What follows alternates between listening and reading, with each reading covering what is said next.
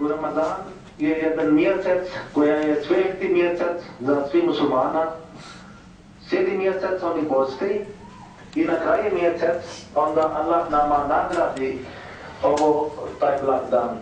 Recimo 7. mjesec muslimani koji mogu, koji nisu bolesni, koji nisu na putu i koji su živi i zdravi, oni su dužni da posti, onda oni ne jedu od zore do akšama.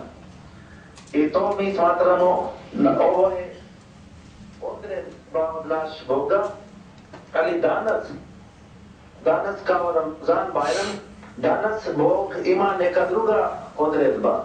Danas Bog kaže, o ljudi, mjesec dana vi ste postili, ali danas treba da vi jedete, danas treba da vi radujete, danas treba da vi slavite. Ali interesantno je, naš slavlje, kada mi slavimo Bajram, imamo neki drugi način. Recimo, obični danima mi 5 puta dnevno mi molimo od Boga. Klanjamo 5 puta dnevno. Ali čim dođe Bajramski dan, onda mi klanjamo 6 puta. To znači, nema Bajrama bez molitva.